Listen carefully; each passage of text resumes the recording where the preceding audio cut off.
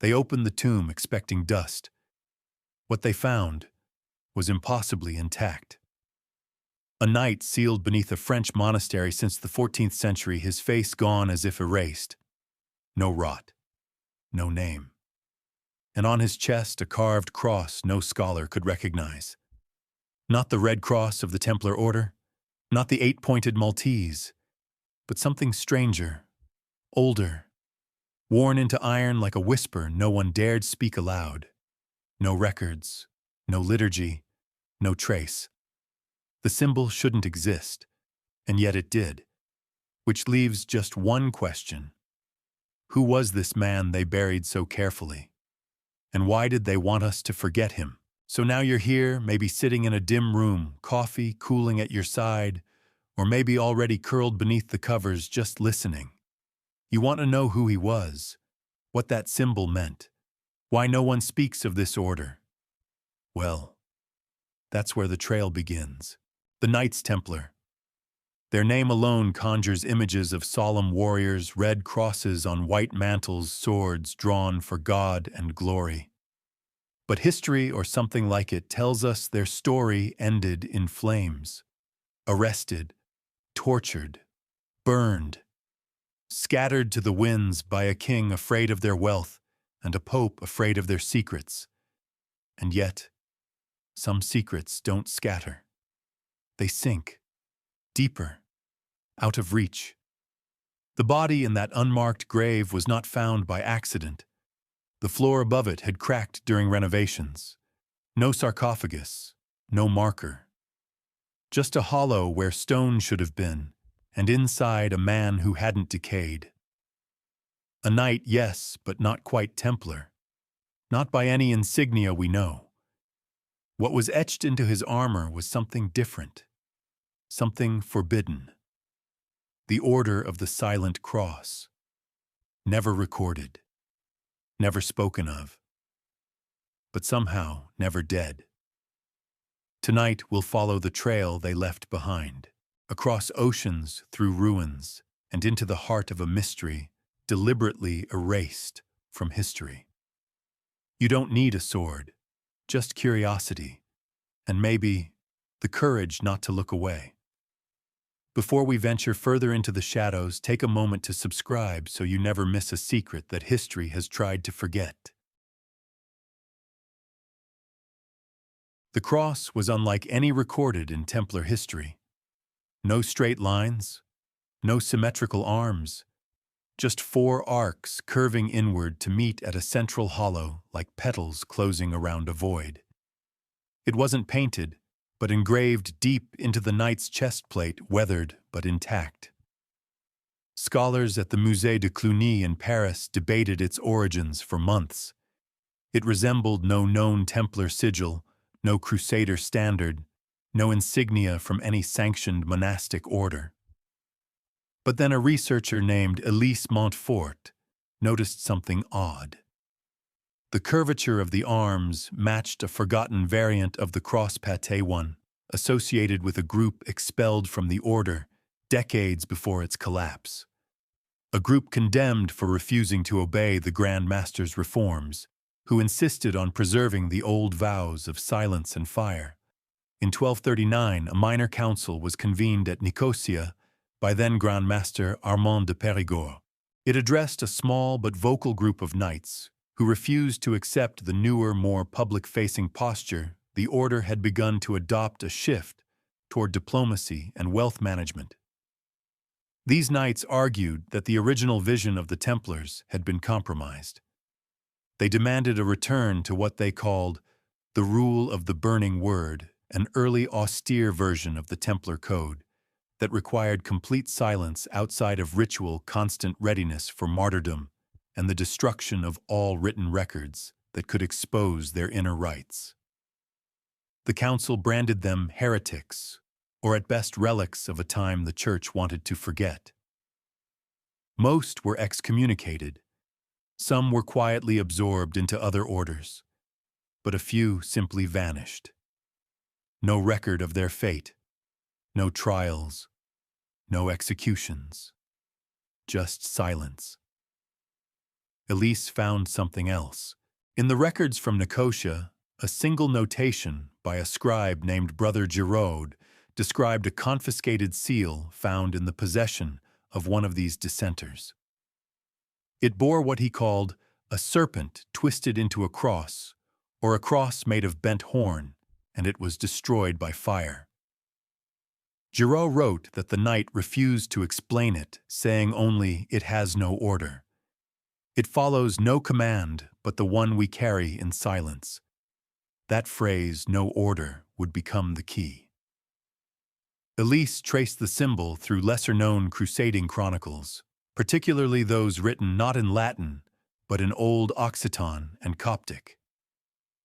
A strange pattern emerged.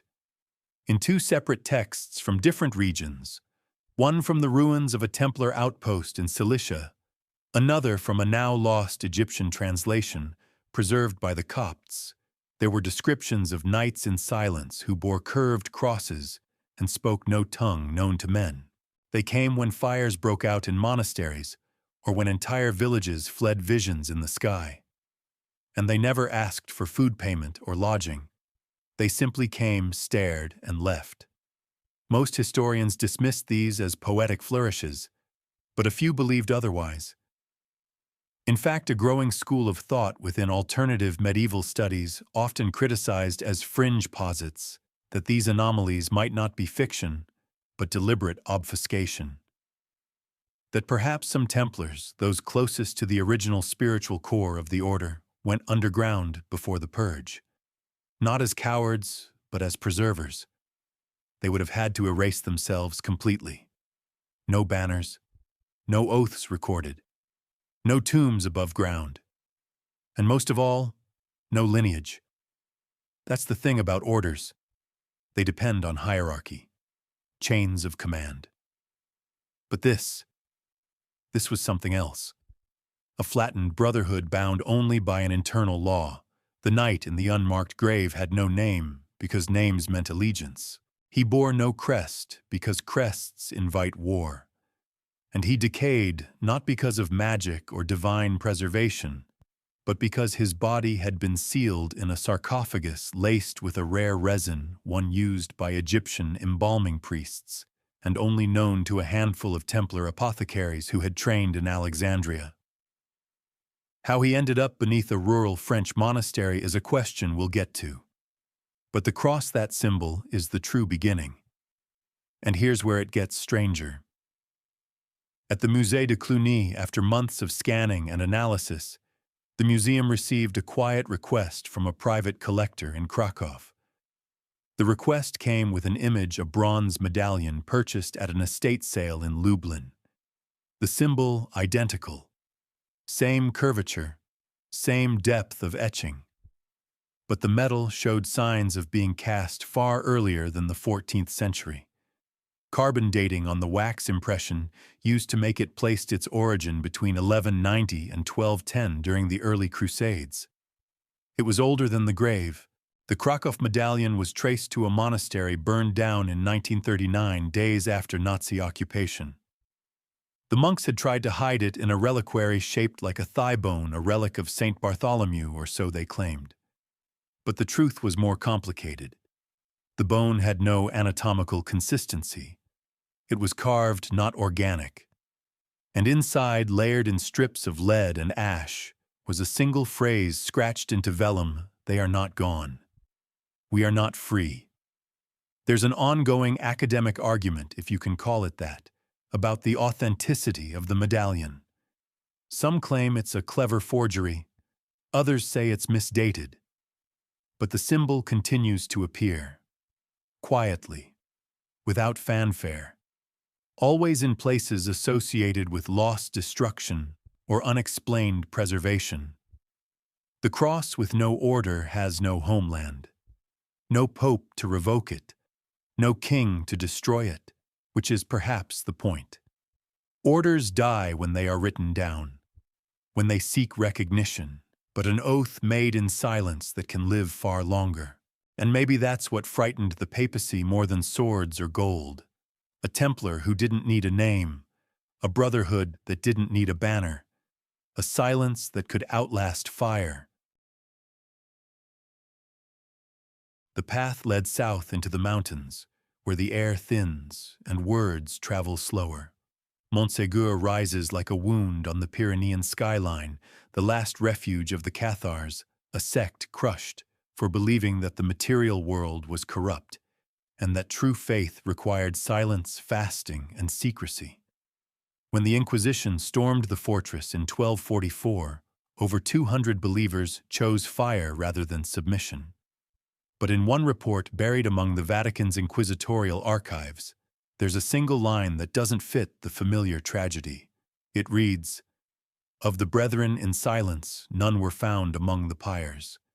That phrase, "brethren in silence," might have been a mistranslation, or perhaps a deliberate misdirection. The document itself was copied by clerks, who spoke neither Occitan nor the strange dialect the Cathars sometimes used in their last confessions. Yet across centuries that single line lingers like an echo if none of the silent brethren burned at Montségur. Then where did they go? Scholars have long argued over this. Traditional historians insist it refers to a small sect of Cathar initiates ascetics who took vows of silence as a symbol of purity. But a few those on the edges of orthodoxy suggest another interpretation. In 1907, a historian named Pierre Dupré uncovered letters written by Raymond de Perret, the Castellan of Montségur. In them, he describes men who arrived just before the siege began, foreign knights who spoke little and asked only for passage into the lower tunnels beneath the citadel. They offered no names. They bore crosses of unusual shape. When he refused to let them through, they left without a word. Days later, he wrote, they vanished, as if into the stone. A small archaeological survey in the 1980s mapped those same tunnels and found one that ended abruptly in a collapsed shaft leading into the mountain. The soil samples contained traces of bitumen and lime substances used by the Templars to seal crypts and store relics. But Montségur was never a Templar site. So why were their materials there? The connection might lie in a brief overlap between two doomed faiths. In the early 13th century, Templar patrols in southern France occasionally crossed paths with Cathar heretics. Some scholars suggest the knights respected the Cathars' discipline, even their defiance. Others believe there was something more, a shared ideal of secrecy of knowledge preserved through silence rather than proclamation.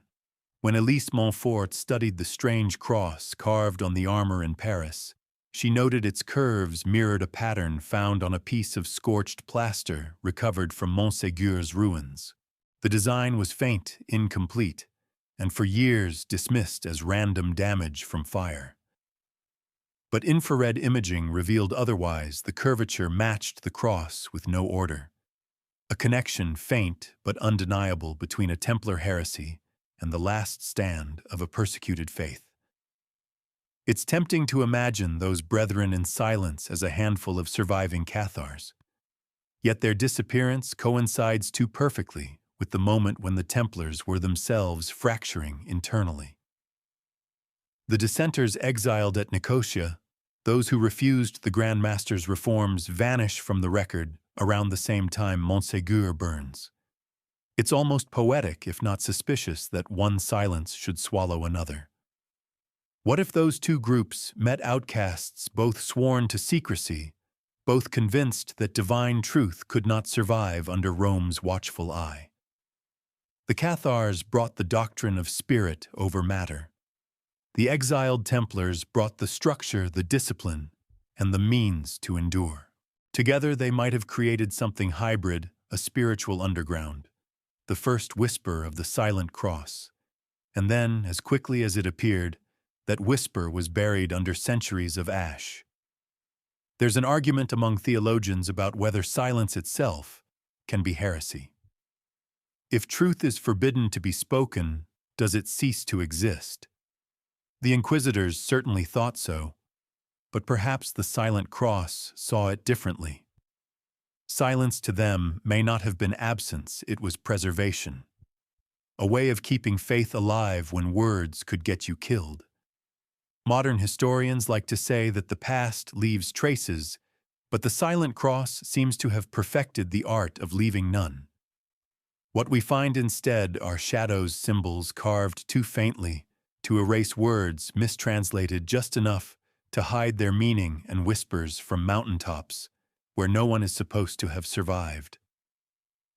When you stand on the plateau of Montségur today, the wind makes a low hum through the broken stones.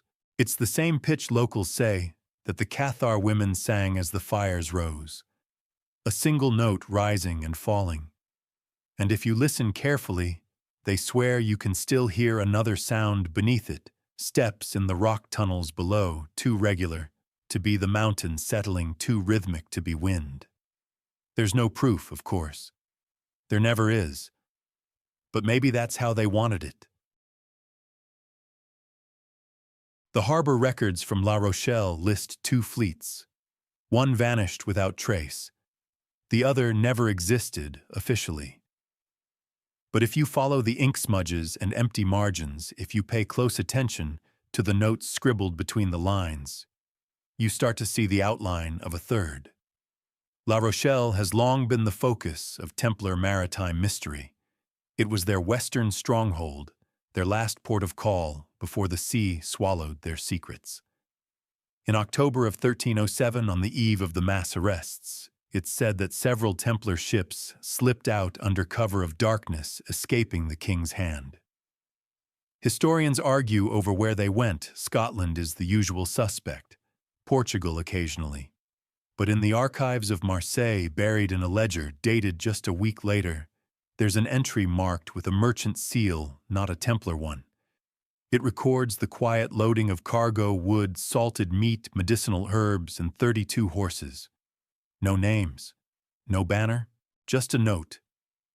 To be delivered beyond the Western Gate. The Western Gate. That's not a port. It's a phrase, one that appears only a few other times in Templar code. It could mean a direction, or more likely a crossing. Not west in the compass sense, but westward in the way the ancients used it, toward death, toward the end of the sun's path, toward disappearance. The cargo list was signed by a scribe who had previously worked in Aragon, which raises a possibility. If the fleet didn't sail to friendly shores, maybe it sailed toward obscurity, toward an exile so complete it didn't even leave a wake. Some believe it was bound for the Canary Islands, where early medieval maps mark something curious, a cluster of crosses not drawn by monks, but etched by Arab geographers centuries earlier. Crosses that curve, crosses that do not conform. There's another clue, an account from a Genoese navigator who in the mid-14th century reported seeing ships bearing no flag with crews who never spoke and paid in silver coins marked only with a hollow ring. They docked at night, they left at dawn, and they never returned to the same port twice. The same symbol, a ring within a curved cross, was later found, carved into the beams of a ruined chapel in Madeira centuries before the Portuguese officially colonized it. That chapel, when uncovered by surveyors in 1891, contained no altar. Only a stone basin dry as bone and a rusted sword lying beside it, with a grip wrapped not in leather but in tightly bound flax, the method used by Eastern ascetics and some Egyptian warrior monks. Not standard Templar practice. But then again, we're no longer talking about standard Templars. The Third Fleet was not designed for war. It wasn't built to flee or to colonize. It was meant to vanish.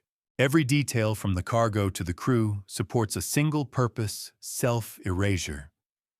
Horses for movement inland, herbs for long-term survival, flax for preservation, and silence for everything else.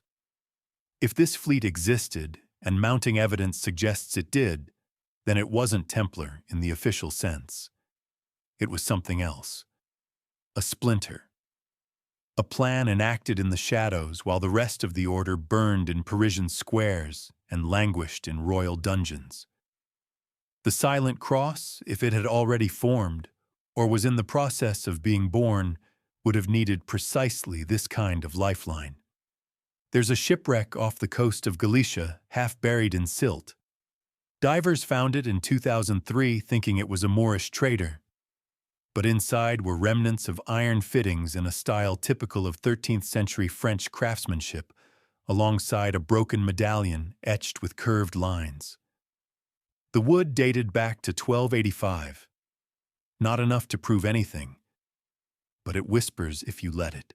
This brings us to a strange figure, Brother Mathurin, a monk who served under Jacques de Molay in the final years.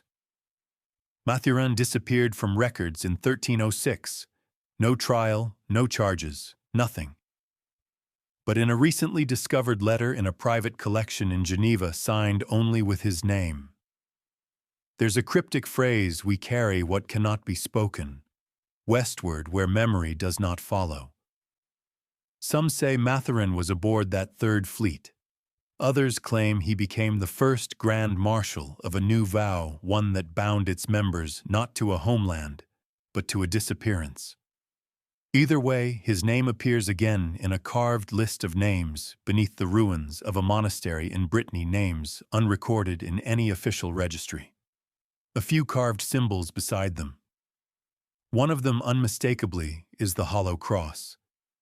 We think of disappearance as failure. But what if to the Silent Cross it was victory, not just survival, but transcendence? Not martyrdom, but migration. The Third Fleet was not lost. It was never meant to be found.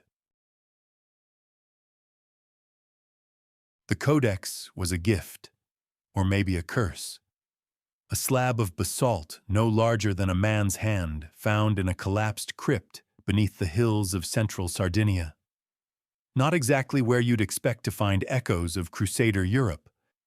But Sardinia, cradled between empires and often forgotten by both, has always held on to secrets longer than it should.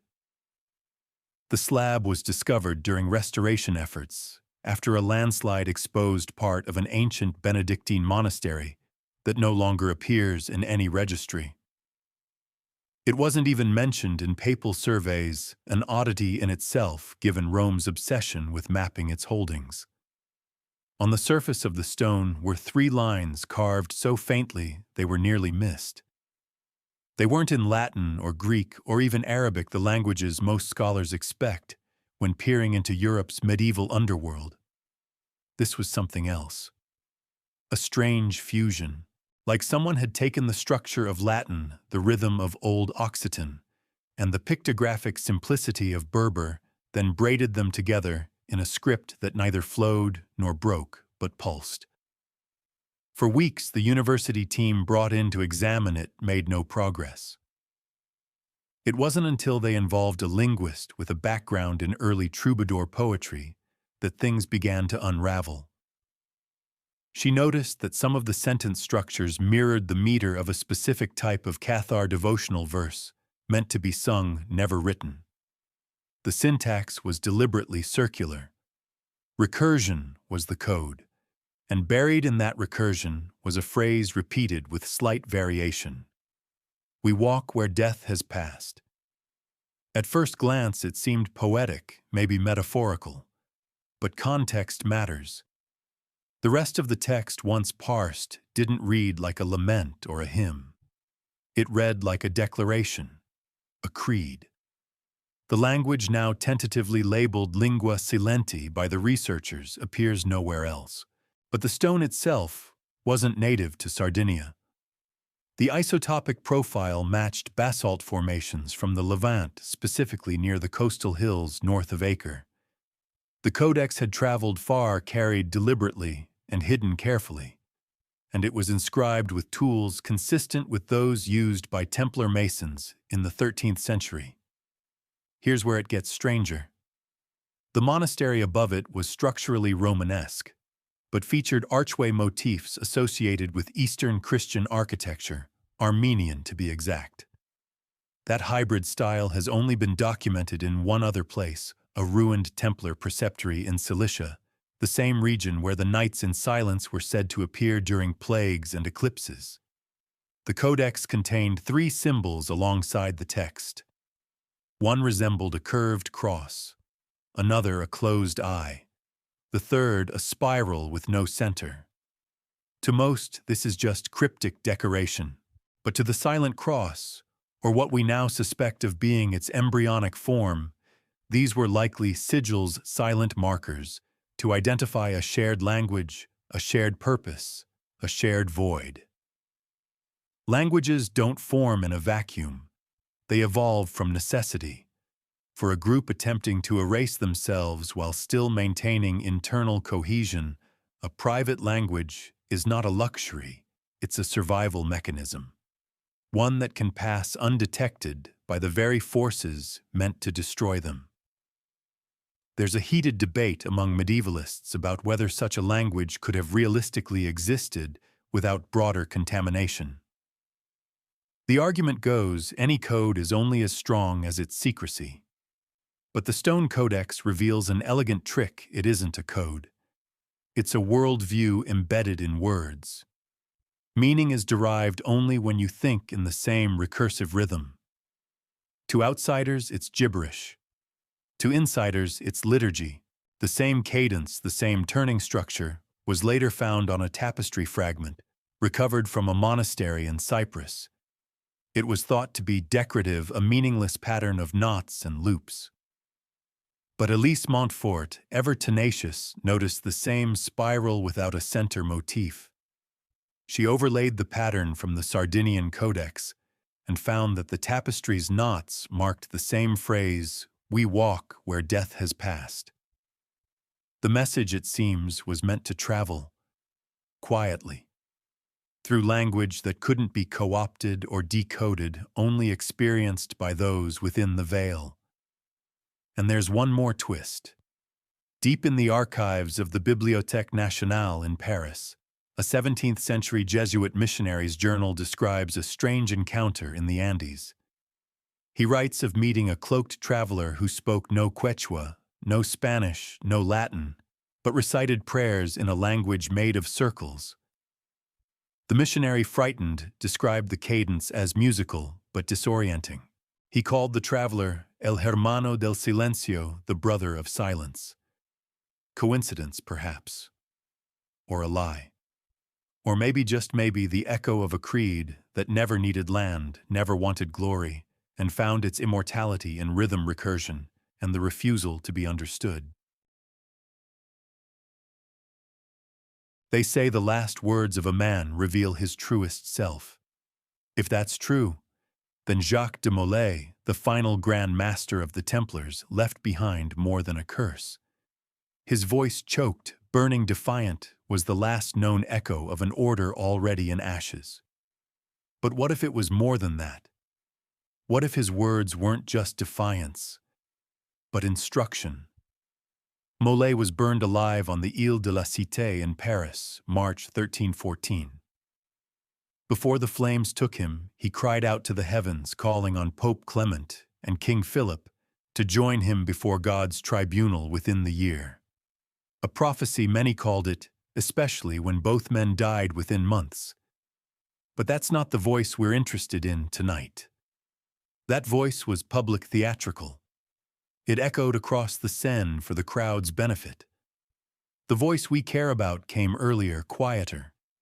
In parchment, not fire. A letter preserved in the Vatican secret archives and rarely shown to the public bears Molay's signature, but not his title. Instead of Grand Master, he signs as Frater Tacitus, the silent brother. Scholars assumed it was a forgery or some attempt at humility. But now, given what we know of the symbols found in Sardinia and the whispers from Montségur, a different interpretation emerges. The letter, written in 1305, is addressed to a man known only as A. The contents are measured, precise, and absent of typical Templar formalities. In it, Molay references the line unbroken by fire and speaks of those who chose exile over oaths and silence over absolution. He writes, "Their names are buried deeper than ours, their task older than the temple. They are not ours to command, but ours to protect." It's a startling admission that even at the height of his power, Molay acknowledged the existence of another brotherhood, one adjacent to the Templars, but not beholden to them. The Silent Cross may not have been a rebellion from within, but a root system beneath the surface feeding the tree in ways no pope or king could see. There's a story often dismissed as apocryphal that on the night of Molay's execution, a masked monk stood at the edge of the crowd and whispered the Lord's Prayer backward. When guards approached, he was gone, not fled, but simply gone as if swallowed by shadow. That same monk, described in later folklore, was said to bear a curved cross carved into his walking staff. Of course, it sounds like myth, but when Elise Montfort unearthed the letter in the archives, she noted something unusual. Pressed faintly into the wax seal was a symbol she had only seen once before on the corner of the stone codex. A spiral with no center encased in a ring of curved arms. The same pattern, the same silence. So we return to the question, why would Molay, a man who presided over legions, acknowledge a group he could not control? The answer might lie in the earliest Templar vows, the ones taken before the order was formalized, before banners and ranks and banking. Those early knights, drawn from ascetic communities and Eastern monastic traditions, were steeped in mysticism. They believed silence was not absence, but presence intensified. Words diluted truth. Rituals, when spoken, lost their potency. Some of those beliefs faded as the order grew, but not all. Molay, it seems, never forgot. In his early years, he served in Outremer alongside knights who had retreated into desert sanctuaries, who carried no shields and spoke only in signs. They were dismissed as madmen, but Molay listened. In one surviving account, a young squire describes the Grand Master standing for hours outside a ruined fortress in Antioch, eyes closed, mouthing words no one could hear. And in a later chronicle written by a Cistercian monk who visited Paris just before the trials, there's mention of a knight of dust and whisper who dined alone with Molay the night before his arrest. No name, no record. Only a vague description. He bore the face of a man who had not spoken aloud in decades. The scholarly debate around the Silent Cross has intensified in recent years. Some dismiss it as a romantic fabrication, a myth layered over the ruins of more glamorous legends. But when Molay's private letter speaks of a task older than the temple, it aligns disturbingly well with the unmarked grave in France, the Codex in Sardinia, and the whispers at Montségur. Threads pulled tight across continents, and always they speak of continuity, of something that did not die when the order did, something that chose deliberately to slip beneath the surface. Molay's true legacy may not have been defiance against a corrupt church or a vengeful king.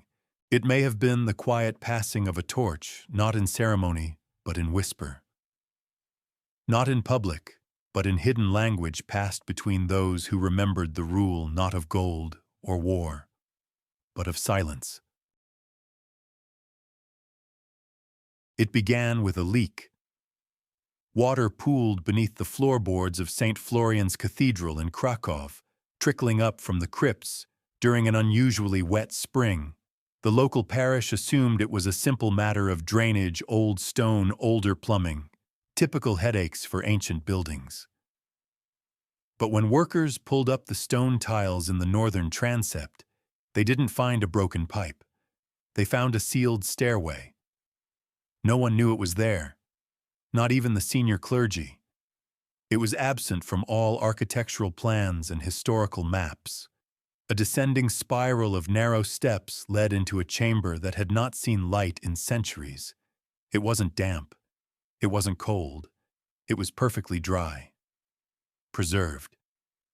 The first thing they noticed was the smell, not rot, but something sterile, like aged parchment and burnt incense.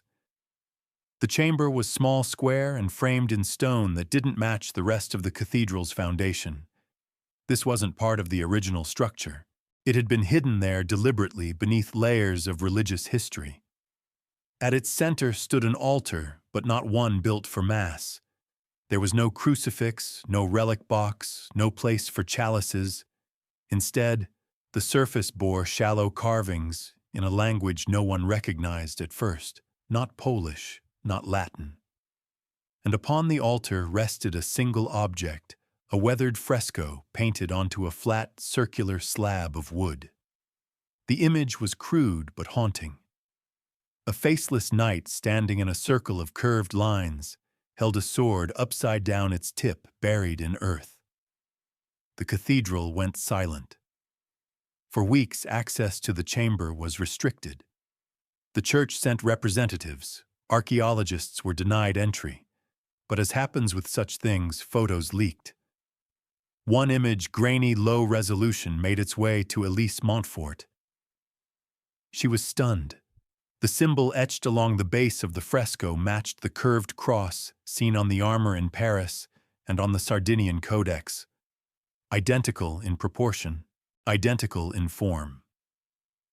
The location posed a puzzle. Krakow had no strong historical ties to the Templars. The nearest preceptory was over 300 kilometers west. But Krakow did have something else, a network of medieval catacombs built by Eastern monastic migrants during the 12th and 13th centuries. Isolated communities fleeing Mongol invasions often found refuge under Polish soil, carving out labyrinths of stone beneath the hills and hillsides. And it was in those spaces some believe that exiled Templars may have found sanctuary. One theory proposed by Montfort and supported by carbon dating on the fresco's pigment, suggests that the underground temple was established after 1314, after the order's collapse. Which means whoever painted that night wasn't commemorating a martyr. They were recording a survivor. And the architecture reinforced this. The chamber bore no Latin inscriptions, no donor plaques, no coats of arms. Instead, it featured repeating patterns of nested arches, not for structure but for sound. Whisper into one corner of the room, and your voice echoes softly in the opposite. A design used in only a few religious structures from the Byzantine East, often by sects who practiced silent communion. Not speech, not song. Just the hum of ritual breath and footstep. There was also the issue of the bone box. Tucked behind the altar was a small ossuary sealed in pitch. Inside were the remains of a single man and a medallion. The DNA was too degraded to trace, but the medallion bore a familiar curve. On the reverse side, a series of dots and dashes was etched in shallow grooves. Montfort, examining rubbings of the pattern, recognized it as a mnemonic form, a way of encoding phrases through touch rather than sight. The dots spelled a word according to her reconstruction, cenobium. Not a name, but a concept. An ancient term referring to a monastic community devoted to communal silence and shared labor. It was most famously used by the Desert Fathers of early Christianity and later by certain fringe orders that rejected the trappings of ecclesiastical power. This temple then may have served as more than a hiding place. It was a school, a place of training, not for war but for spiritual concealment. To become part of the silent cross was not to flee, it was to transform, to abandon voice, name, record, even prayer perhaps if it could be overheard. And here's a curious thing, not far from Krakow lies a forest called Puszcza Niepołomicz, the impenetrable forest. Within its oldest trees, locals tell tales of riders seen at dawn. Hooded, mounted, always silent. They vanish into the mist without footprints. Centuries ago, such stories would have been dismissed as peasant superstition. Today, they read more like oral history passed through generations too poor to write it down. Some historians scoff. They argue the underground chamber was likely a forgotten chapel used by itinerant monks, that the symbols are mere artistic flourishes, that the silence is metaphor, not mandate. But the weight of evidence is growing heavier. The grave in France, the codex in Sardinia, the fresco in Krakow, all bearing the same curve, all tied to places where people vanished not in fear but in discipline. The silent cross, it seems, had temples after all, not of grandeur but of restraint, not of conquest but of concealment. And in the temple beneath Krakow, their creed still whispers not in Latin, not in tongues, but in the acoustics of stone and the absence of all else. It was the year 1666, a date already weighed with superstition, brimstone, and prophetic dread. In that same year, a Jesuit priest named Father Niccolò Leone disappeared from the Vatican without a trace. His quarters left undisturbed, his last meal half-eaten, his final report unfinished, a document that until recently was believed lost. Niccolò was no ordinary cleric. Fluent in 6 languages, a former Inquisition advisor, and an expert in suppressed heresies, he was assigned one of the more curious duties in Rome's labyrinthine power structure, tracing rumors. His task wasn't to prosecute heretics, that work had largely moved elsewhere by then. Instead, he was to compile reports on unresolved anomalies in church history, secretive offshoots, persistent legends, orders that should have died long ago. One such lead had brought him to Krakow in 1665. His journals from that year describe a pattern of local superstitions, a quiet cult said to meet beneath the ruins of a long-forgotten abbey, strange symbols carved into trees and stone wells, reports of monks who walk without sound. Niccolò's writing is skeptical, but not dismissive. He details the Krakow chamber, the same one we now know held the fresco of the faceless knight, though in his time it was already partially buried. And then, in early 1666, he returned to Rome with a bundle of parchment and an urgency his colleagues found uncharacteristic.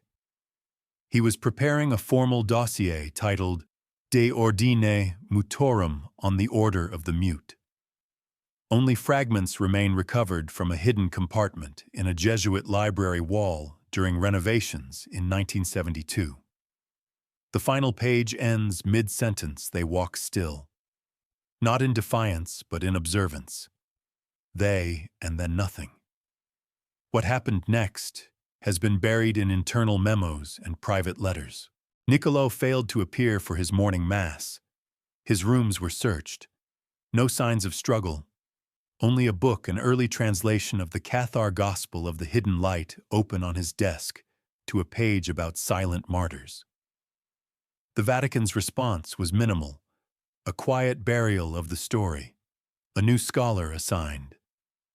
The name Niccolò Leone nearly vanished from history, but not entirely. A century later, his name reappears, not in church archives, but in the footnotes of a Masonic ledger found in a Scottish estate. The note claims that one Father N.L. delivered a sealed package to a Rosicrucian cell in the Pyrenees, a package said to contain an unbreakable code and the last known name of the old brotherhood. The note's authenticity is disputed. The chain of custody murky, but the timing is uncanny. Elise Montfort, whose obsession with the silent cross borders on religious beliefs, Niccolò was initiated, not in ceremony, but in discovery. That his research led him not to a conclusion, but to an invitation.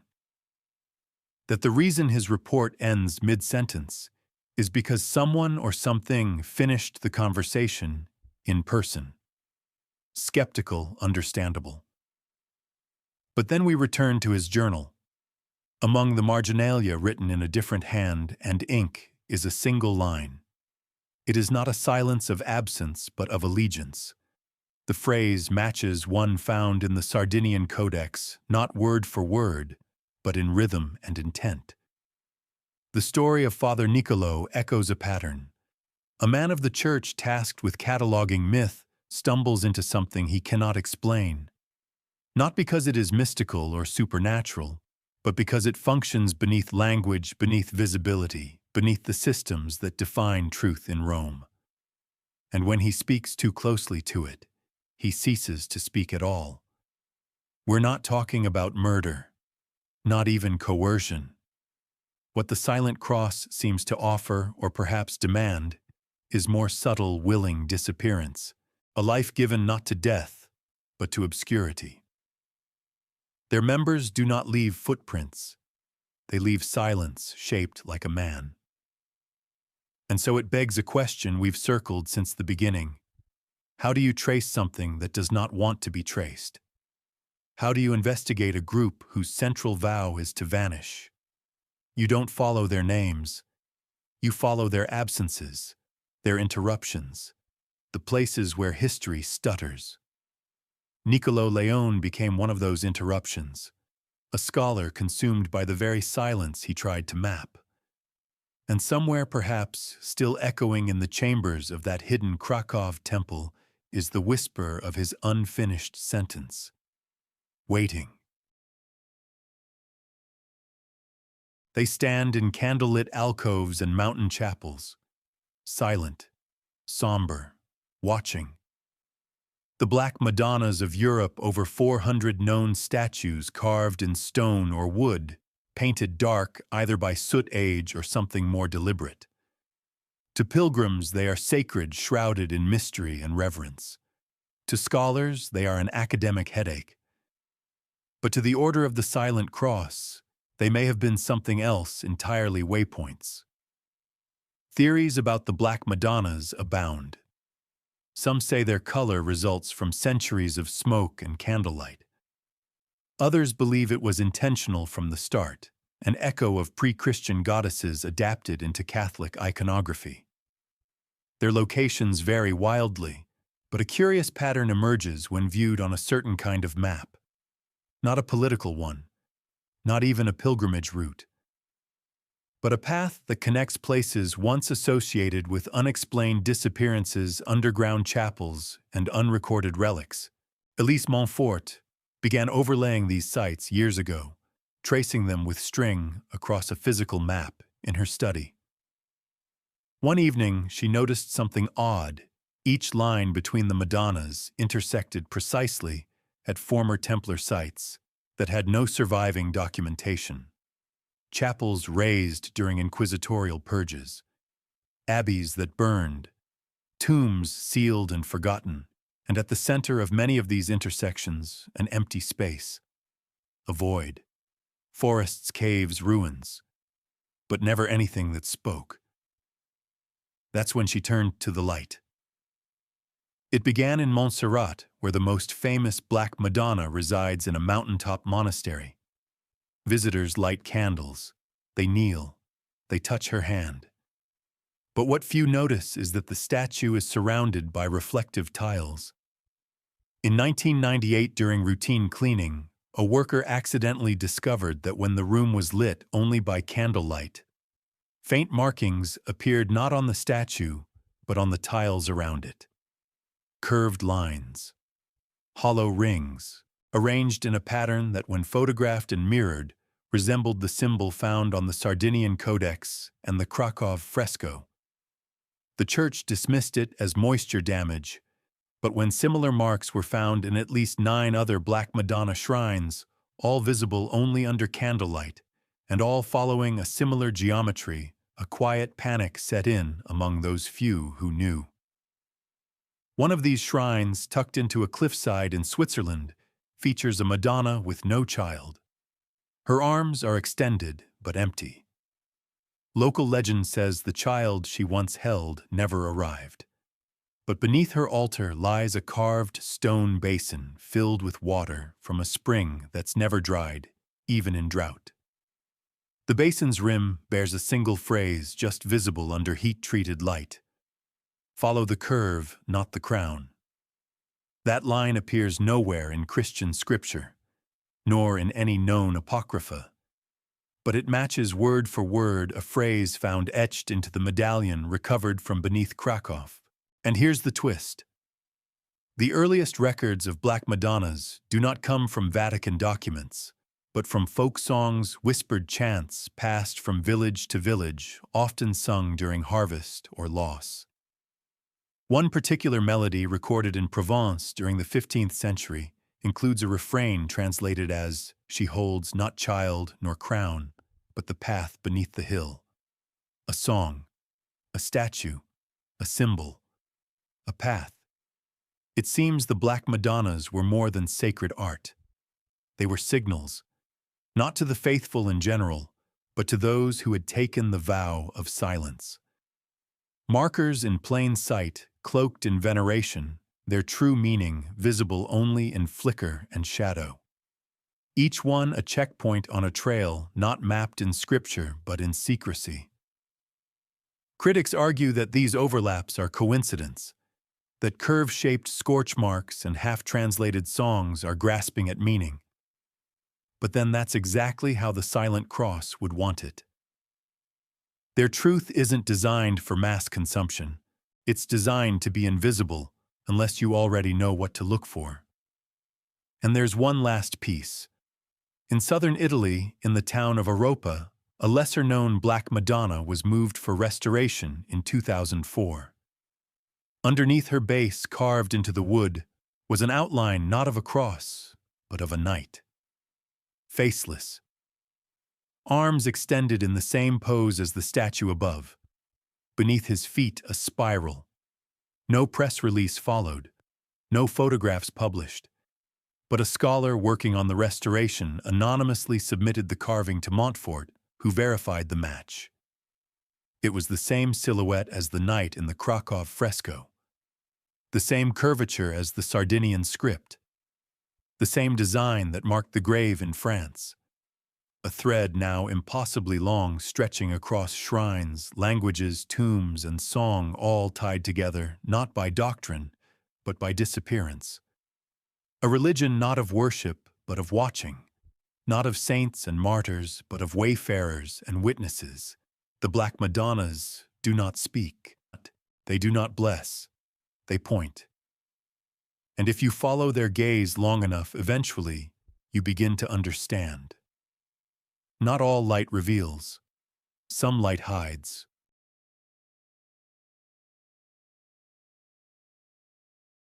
In the lush lowlands of Scotland, just outside the village of Roslin, the land folds into itself like a secret. Thick woods surround a glen where the wind seems to circle in its own language, and where the stones whisper louder than the streams. Most come for the famous Roslin Chapel, a jewel box of carvings, conspiracy, and whispered links to the Holy Grail. But just beyond it, down a winding path lined with thorn and ash, stands something far stranger, a ruin that appears on no map, and whose foundations don't match the soil.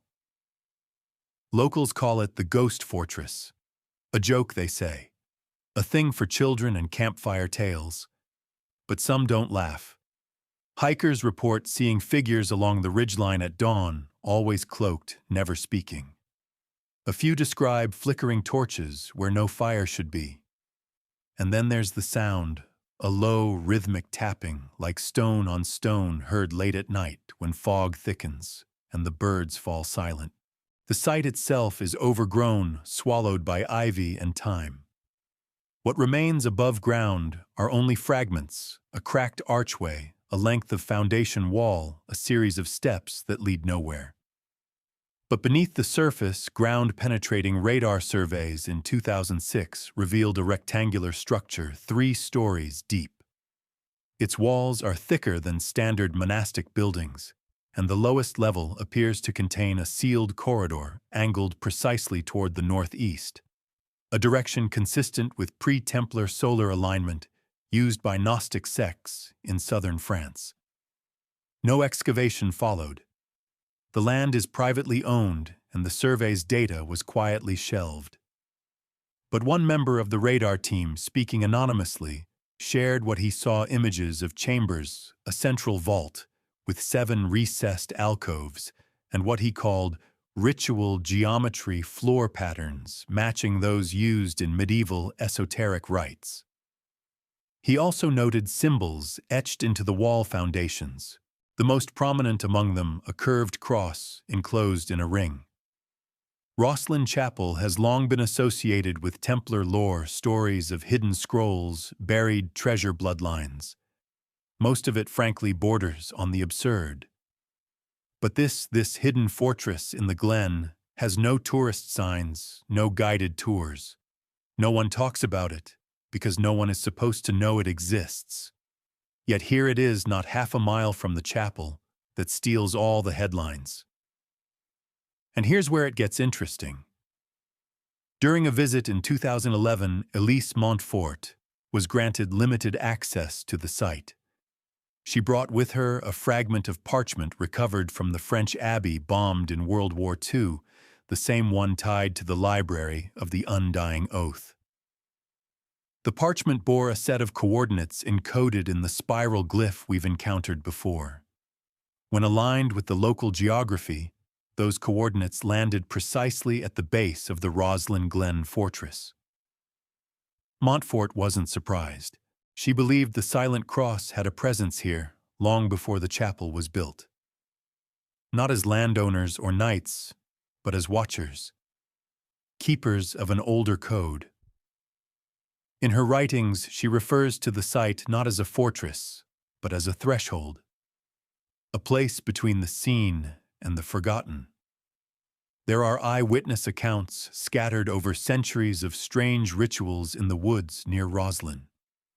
In the 17th century, a Protestant minister wrote of cloaked men who passed in silence beneath a waning moon, stopping neither for dog nor shout. A 19th century schoolteacher claimed to have found a trail of wax droplets leading from the chapel to the glen, though no lanterns or processions were recorded that night. And in 1944, a British soldier stationed nearby wrote in a letter home, "Some nights, I swear, I see ghosts patrolling the trees, tall, straight-backed heads bowed. Not ours, not theirs, just other." Skeptics, of course, will chalk this up to fantasy. But again, we return to the pattern. The same curved cross, the same absence of documentation, the same blend of religious architecture and ritual concealment. The Silent Cross didn't build monuments to be admired. They built echo structures meant to vanish into the land, but hold fast beneath it. Even the layout of the hidden structure follows a familiar rhythm. 7 alcoves, 1 for each vow, taken by initiates of the Mute Brotherhood, according to the partial translations from the Sardinian Codex. A central vault, likely not a tomb, but a chamber of orientation. Not for burial, but for rebirth. The same language is found in fragments recovered from Cyprus, where the ritual of the final gate was once enacted. But we'll come to that later. For now, Rosslyn Glen offers a chilling possibility that the Silent Cross remained active in Scotland long after the official fall of the Templars. That while the world chased relics and treasure myths under the chapel, the true secret stood in plain silence, half sunk into the mossy earth beside it. And perhaps, just perhaps, the nights still come. Not to fight, not to pray, but to remember, in silence, in shadow. Because not all orders build upward, some descend. The Pyrenees are old bones, weathered stone and secretive valleys caught between France and Spain, hiding more than sheep trails and border politics. Here the air shifts strangely in the hollows, and villages cling to cliffside chapels, as if afraid of what waits just beyond the last bell. But it wasn't the mountains that caught Elise Montfort's attention. It was a crest, an old one carved above the fireplace, of a crumbling estate near Bagnères de Luchon. The house belonged to the de Castelnau family minor nobility, with roots in Occitania. On the stone lintel, worn smooth by time, the crest remained intact, a curved cross inside a circle surrounded by what looked like vines or flames. Local legend said it represented a star that never moved, but Elise recognized the symbol immediately. It matched the cross from the Paris tomb, the Codex, the Krakow fresco, and it didn't belong to any known house noble or ecclesiastic. It belonged to something older, quieter. Curiosity led her deeper. Inside the estate's crumbling library, she found records half-burned, barely legible, suggesting the family claimed descent from a guard of silence. Not a title, not a knighthood, a role. They were not warriors, but custodians, stewards of a charge that could not be spoken. In one of the diaries, dated 1763, an ancestor wrote, "We do not kneel in churches. Our altar is beneath the mountain." Genetic analysis wasn't part of Elise's original research, but the phrase haunted her. A friend in bioarchaeology owed her a favor, and so a sample was taken from a preserved bone fragment kept by the family, believed to belong to a 13th century ancestor. At first it seemed unremarkable. Then the anomalies surfaced, a rare mitochondrial marker, found previously in remains recovered from a collapsed Templar outpost in Cyprus, matched again in bone fragments interred at an obscure preceptory near Aragon. The pattern shouldn't have existed. The odds of these three remains separated by countries and centuries sharing that marker were infinitesimal unless they belonged to a lineage deliberately preserved. Not a bloodline in the royal sense, but a spiritual inheritance passed through initiation and kinship. The silent cross, it seemed, had not only survived through ritual and structure, but through blood. There's a debate in academic circles about whether such lineages matter. Ideas don't need DNA, they say. Symbols don't require offspring. And yet, in the most secretive corners of history, bloodlines are everything. They bind loyalty in ways no oath can. They preserve memory through muscle and bone, and in this case they may have acted as vessels carriers of a silence older than the church itself. One letter tucked into the back of a family ledger referred to a gathering known only as La Veille Souterraine, the underground vigil. No location, no dates, just the description of a ritual in which men and women of the line would descend into a mountain hollow, stand in complete darkness, and speak no words for 3 days. At the end of the third night, one phrase would be uttered: "We are the silence that remembers." The phrase surfaced again bizarrely in a footnote by a 19th century anthropologist studying isolated shepherd communities in the same region. He describes a funeral rite performed by villagers who claimed descent from no one belonging to no parish, but always present when death came. Their mourning involved no weeping, no chanting, only a quiet procession into a hillside cave where a single candle was left burning unguarded. Skeptics will call this folklore, romanticism, rural mysticism. But Elise found the cave, tucked behind a stone fall, reachable only by crawling through a gap no wider than a child's shoulders. Inside were niches, 7 of them carved into the walls, each just large enough to cradle a kneeling form. No bones, no tools, just polished stone smooth as glass from years of contact. And scratched into the ceiling just above the central niche was the familiar symbol, the curved cross ringed by the spiral. Burned into the stone, not carved, as if etched by flame. The implications are staggering. The silent cross did not merely retreat. They planted themselves, in families, in valleys, in places so remote that time forgot them. Their silence wasn't passive. It was cultivated like a language taught in lullabies, a discipline passed through blood and gesture. And every so often it surfaces, in a crest, a ritual, a gene. The de Castelnau estate is empty now. The family line dwindled, But one of the last descendants, a woman in her 70s, once told Elise, "We don't pray like others. We remember instead." When asked what that meant, she smiled and tapped her chest. "Not here," she said. "Deeper. In the Pyrenees, the silence still speaks, not in words, but in stone and blood, in the space between footfalls where the forest listens. And somewhere out there under the skin of the mountains, the oath continues unseen, unbroken." Hidden deep within the Vatican's Archivum Secretum, now more politely rebranded as the Apostolic Archive, there is a file that does not appear in any official index. It's unlabeled. Its pages are brittle. And yet, when held to the light, a faint impression appears across the top page like a watermark burned into the parchment. A single phrase in ecclesiastical Latin absolutio in perpetuum sub silentio et servitute. Pardon eternal under silence and service. What followed was stranger still, an unsigned papal bull. No date, no seal. Only the internal structure and formal phrasing mark it as Vatican-authored, likely drafted sometime in the early 14th century, based on the handwriting style. But this document was never enacted. No copies were circulated. No record of it exists in the public bulls of the Avignon papacy. It seems, written for a single audience, and never meant to be seen again. The contents of the bull are unnerving.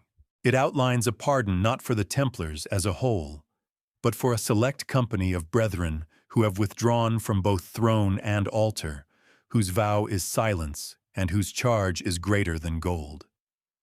It states that, in exchange for permanent anonymity and eternal obedience to Rome in matters not of this world, they are to be spared persecution, not restored, not praised, just left alone.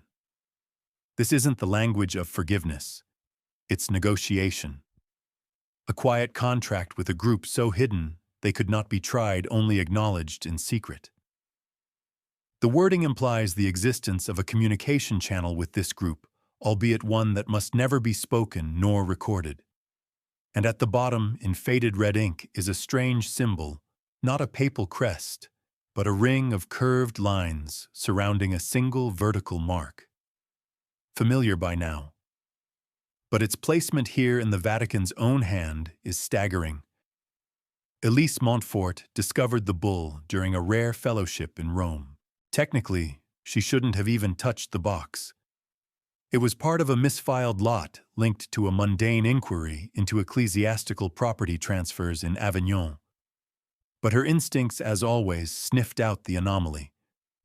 And as she lifted the parchment to the light and saw the curved cross shimmer beneath the centuries of dust, she knew she was looking at proof of the unspoken. Here lies the core of a long-standing academic debate. The Templars were disbanded, yes, publicly, brutally. But some historians believe the Church never truly destroyed them, not all of them. A faction, small, disciplined, devout in their own way, was allowed to persist, not as knights, but as instruments. Tools for tasks the Church could not perform in the light. The silent cross then may have been less a heresy than a bargain, a group too dangerous to tolerate but too useful to erase. The bull makes reference to sightings in the Eastern Marches, ritual preservations in the Western Isles, and most chillingly, the guardians beneath the Black Hill. Locations never explained, never mapped, only referenced. As if whoever drafted the document knew exactly where these people were, and knew better than to name them directly. There is precedent for this kind of arrangement. The Vatican has long employed silent orders, secret emissaries, and shadow archivists. The Jesuits, during their peak, maintained operatives who reported outside the regular chain of bishops. But this is different. The silent cross does not serve the Church. It operates adjacent to it, tolerated, perhaps even guided, but never commanded. A curious detail, the bull stipulates that members of the silent cross shall carry no cross, save the one they bear within. A metaphor, surely, but when taken alongside the reports of symbols found in Sardinia, Krakow, and the Pyrenees, it takes on a literal tone. Perhaps the true insignia of the Silent Cross was not something they wore, but something they became. There's a whispered legend among Vatican librarians one even Elise hesitated to write down. It tells of a monk who cannot speak, who appears only when a record is opened that should not be. He offers no reprimand. He simply watches, then replaces the file, and the visitor forgets what they saw. The tale is dismissed, of course. A ghost story. But in every version of the tale, the monk's robes bear no insignia except for a thin ring of thread stitched into the fabric at chest level. A thread that curves. You begin to see it now, the pattern etched deeper with each chapter. The grave in France, the codex in Sardinia, the fresco in Krakow, the blood in the Pyrenees, and now here a papal bull unsigned, unreleased, but undeniably real. A document that says in Vatican Latin what history has refused to, they never left. They were seen, they were acknowledged, and then they were sealed, not behind stone but behind silence. The bombs fell in 1943. Allied planes roaring over the French countryside targeting what intelligence claimed was an abandoned Nazi communications outpost, hidden within the ruins of an old abbey. The abbey had stood for centuries, forgotten, half-collapsed, its walls thick with ivy and legend. No one had prayed there since the Revolution. The locals called it La Ruine des Vœux, the ruin of vows. But when the smoke cleared and the ash settled, something beneath the rubble caught the soldiers' eyes, a staircase. Not ancient, reinforced with timber beams. Still intact. They descended, torches in hand, through charred air and creaking stone. At the bottom they found a chamber untouched by fire, cold, bone-dry, and lined with books. Not just books, volumes bound in white leather stacked with obsessive care along ledges carved directly into the walls. No titles on the spines, no gilded edges. Each one identical in size and weight. At first glance, they resembled monastic record books, the kind used to log confessions or chant cycles. But when opened, their contents unraveled any such expectation. Each volume began the same way, a name handwritten in faded ink. No surname, just a first name and a date. Then followed a series of passages, fragmented memories, parables, ritual formulas, all written in the same recursive cadence as the Sardinian Codex.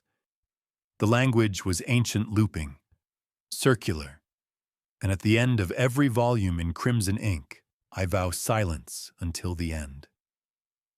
These were not scriptures, they were testimonies.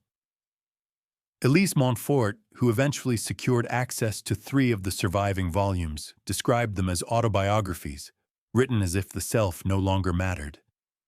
There was no boasting, no linear storytelling, only impressions of stars seen from mountaintops, of rituals performed in empty churches, of silence so complete it felt alive. The writers referred to themselves as keepers, shadows, those who listen. Not once did they use the word Templar, and yet throughout the symbols remained the curved cross, the spiral, the faceless knight, drawn in fine lines along the page margins. Most chilling of all was the consistency. Across different volumes, different handwriting, even different centuries, the structure never changed. The vow remained intact, the silence unbroken. Of the hundreds of volumes originally discovered, only 9 survive. The rest vanished, confiscated perhaps, or destroyed. The French government sealed the chamber. The abbey site remains off-limits, guarded under the vague classification of archaeological risk. But witnesses from the initial military unit recall what they saw. One soldier, long retired, later recounted, "It didn't feel like a library. It felt like a heartbeat, Why would an underground cell maintain such a place? What purpose could it serve, this quiet hall of unspoken names? There is a theory whispered among fringe historians and esoteric scholars that the Silent Cross used the library as a kind of soul archive. Not in the spiritual sense, but in the metaphysical, a collection of presence. Each vow-bound member recording the dissolution of their identity as an act of preservation. To die in voice and ego and become part of a larger continuity. A pattern emerges again. 7 books per alcove, just like the 7 niches in the Pyrenean cave, and the 7 alcoves beneath Roslin Glen. 7, the number of completion. But also the number of erasure in early Templar mysticism. It was believed that repeating a phrase 7 times while facing north could undo its power. These volumes may not be books at all, but inverted obituaries. Markers of lives left behind. Montfort believes the library represents a turning point, a shift from the Silent Cross as an evasive brotherhood into something more monastic, more ritualized. No longer just hiding from history, but reshaping themselves into a vessel designed to endure it. Like coral building over the wreck of a ship. What is perhaps most disturbing, though, is what was missing. In the dust beside the shelves, soldiers noted spaces where books clearly had been. Slots left empty, and in one corner a low stone pedestal stood with no book at all. Only a sheet of folded parchment. Upon it, a single line, the last name must never be written. Who was that last name, a leader, a betrayer, or the final thread meant to vanish completely, so that even the act of remembrance could not tether them to the past? There are no answers, just pages, just silence, and the knowledge that somewhere in a bombed-out ruin beneath the French countryside, a covenant remains unbroken, shelved, sealed, waiting, and perhaps still listening. On a windswept plateau in Cyprus, the ruins of a 13th-century monastery cling to the limestone like a memory half erased. Most travelers pass it by their eyes, drawn instead to the coastline or the mosaic floors of older, more documented ruins. But to those who know those who've traced the spiraling path of the Silent Cross, this place marks a terminus. A ritual ground. The site of what Elise Montfort came to call the final gate. The monastery has no surviving name, only fragments of a local dialect that refer to it as to Phantasmospito, the House of Phantoms. The surrounding villages tell tales of monks who never spoke and of fires that burned without smoke. The last known occupant, a brother Leontios, disappeared in 1319. His last recorded act was to send a sealed scroll to Rhodes, addressed to the last bearer. That scroll, rediscovered in a private library in Athens, is the only textual account of the ritual that gave this chapter its name. It is not a long scroll. It is a set of instructions, or perhaps a farewell. Written in the same recursive looping script found in the stone codex, the Library of the Undying Oath, and the fresco beneath Krakow. And at its core, a chilling phrase repeated 7 times to pass the final gate is not to die. It is to erase death. The scroll describes a sequence of acts. First, the initiate enters a chamber with no light. They remain there for 3 days, neither eating nor speaking. On the 4th morning, they are led blindfolded to a sunlit altar facing due west. There a relic is placed into their hands, not a weapon, not a text, but a stone. Unmarked, cold, smooth. The initiate speaks a single phrase, "I leave my name at the gate." Then silence. What follows is less clear. The scroll becomes metaphorical or perhaps protective. It references the folding of the self into the spiral, the breath that does not end, and the vow that hears itself. Interpreters suggest This is symbolic language describing a state of spiritual transformation. Others believe it hints at something more literal, the conscious abandonment of self, an engineered amnesia enacted through ritual deprivation and internal recitation. Whatever the truth, one thing is clear: those who completed the ritual were no longer the same. Not in name, not in identity, not in presence. Their records, if any ever existed, vanish. They appear in no rosters. They claim no deeds. And yet they act. A single fresco fragment recovered from the chapel ruin shows 7 figures in a ringbacks to the viewer heads bowed. At the center, a void, not an object, not a person, just a space. The negative form of a presence deliberately unshown. Beneath the fresco, the spiral. Always the spiral. The architectural layout of the site mirrors this symbol. Circular cloisters, concentric walkways, 7 doors, and in the center, a sunken chamber that aligns with the setting sun on the spring equinox. Inside that chamber, a stone altar was found featureless, save for a shallow bowl carved into its surface. Beneath the bowl, a drain. Its destination unknown. No one has yet dared break the stone floor. Montfort speculated that the final gate may have been the point at which the silent cross severed themselves, not just from the church or the world, but from continuity itself. A place where identity was dissolved not for punishment or penance, but for purpose, to become part of something that couldn't be killed, because it no longer had edges, no name, no ego, just the oath. She also believed this ritual wasn't a one-time event, that it recurred cyclically in different hidden places each time the order felt a need to renew itself. A purification, a folding back into the spiral to ensure no one wandered too far from silence. And perhaps it explains why sightings, symbols, and whispers of the silent cross appear in waves. A generation passes, nothing. Then suddenly they flicker back into history, a grave in France, a fresco in Krakow, a codex in Sardinia. Always different faces, always the same vow. To pass the final gate is not to die. It is to step beyond the reach of history, beyond the pull of power, beyond the need to be known, and for the silent cross that may have always been the goal. Not survival, not salvation, but disappearance perfected. So here you are, listener, at the edge of the trail. Not standing before a monument, not beside a tomb, but facing something far stranger, a story with no ending, a brotherhood with no face, a history that deliberately chose to slip from the page. The Order of the Silent Cross did not die in flame like the Templars. They did not reform or fade into some harmless legacy.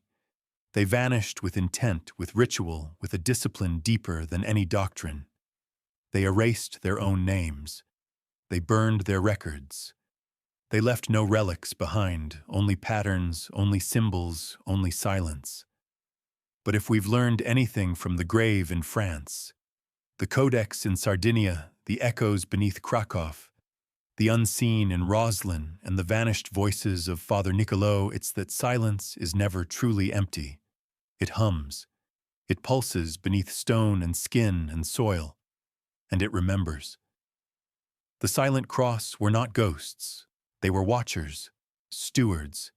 They may still be. Not in robes or armor, not in temples, but in places you do not think to look. A gesture too careful. A name missing from a record. A path that never appears on any map, but always leads somewhere deeper. They were not meant to be found. They were meant to be forgotten. And somehow they weren't.